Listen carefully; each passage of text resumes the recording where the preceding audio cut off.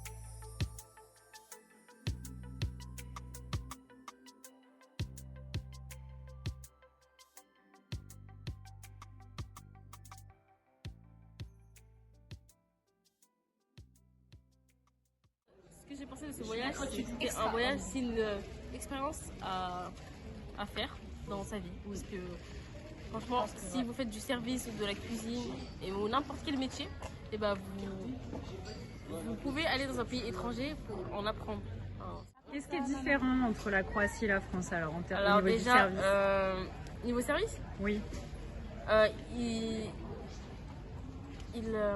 comment dire, Je mets pas la pression. mais sinon, Est-ce que vous avez apprécié l'autonomie? oui. Vous gérez toute seule? En Les stage, repas? Ça dépend où, en stage? Non, chez vous là. Ah non, dans vos oui, petits appartements. franchement, oui. Heureusement que je suis On cuisinée faisait les parce parents que- carrément. On est dans le rôle des parents qui subissent à chaque fois tous les soirs, madame. Tous les soirs, ah bah oui. Qu'est-ce que votre meilleur souvenir? La caméra. Les sorties. Les sorties. Les soirées, Ouais, les soirées. les délires, on a beaucoup Les rigolé. soirées et Il y avait des histoires et aussi. voilà. Et sur votre travail, qu'est-ce que vous pouvez nous dire? Super cool, j'étais meilleur que tout. Est-ce que vous avez progressé un peu en anglais? Oui. On dit Bien quelques sûr. mots maintenant. Même croate, je comprends. Ah, c'est Allez, bien. dites-nous des mots en croate. Non, j'ai dit je comprends, je parle pas, je comprends. Dites-nous des mots croates. Gabalda. Au moins bonjour. Si, je te jure, des fois, si tu comprends bien. Dobar dan, comment dire au revoir? Alors, qu'est-ce que vous avez pensé de votre expérience à Split? Racontez-nous. Ryan, on vous écoute. Mon expérience à Split, c'est de rencontrer un nouveau peuple, de rencontrer une nouvelle culture et une nouvelle façon de travailler dans le monde de la restauration qui est différent de celui de la France. D'accord. Mathéo? J'ai bien aimé parce que ça m'a permis de plus parler anglais qu'en cours et du coup ça m'a débloqué un petit peu. Super. Et César, pour vous, votre stage ici? Moi j'ai trouvé que le stage ici c'était plutôt bien. Avec surtout Parlez fort, parlez. avec la ville qui est très magnifique, on peut voir certains paysages qu'on va une fois de notre vie. J'ai surtout bien aimé à cause des étoiles. Et le seul problème qu'il y avait c'était juste le stage où il n'y avait pas beaucoup de monde, mais sinon c'était une expérience formidable. Et est-ce que vous le conseillez aux prochaines classes qui arrivent? Oui. Oui? Bon, Bien sûr, super. Vous avez d'autres choses à rajouter? merci au projet Erasmus+, et bien sûr aux référentes du lycée Hélène Boucher.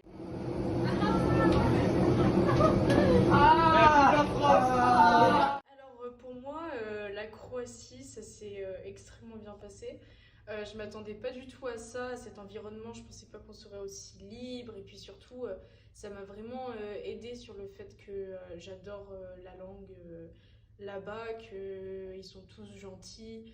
Et puis sur le fait que notre autonomie sur la nourriture, de se faire à manger, on va se coucher, il faut se gérer, ce qui nous a permis pour certains d'être un peu plus matures. Et surtout le fait que maintenant je vois l'intérêt d'apprendre l'anglais, de voyager pour ça, et puis ça sert toujours, et c'est, je pense, la meilleure expérience de ma vie. Niveau professionnel, alors ça s'est plutôt super bien passé. Je m'y attendais pas à autant de gentillesse, à qu'ils soient aussi patients malgré le fait qu'il y ait eu la barrière de la langue. Pas beaucoup parlé anglais là-bas, du coup ça a été compliqué, à part celui qui nous a accueillis, il s'appelait Mario. Mais je pense que ça a été compliqué parce que je travaillais au bar avec un collègue qui s'appelait Caio, et lui il parlait pas du tout anglais. Ça a été très dur, mais on a utilisé Google Traduction, on a trouvé des solutions. Voilà, pour ce qui est, du coup j'étais le matin, je travaillais le matin avec Anaël pour les breakfasts, c'est-à-dire les petits déjeuners. Et elle s'occupait des petits déjeuners, et moi tout ce qui est café, les eaux, les jus d'orange, les mimosas, voilà. Des fois je l'aidais parce que c'était compliqué.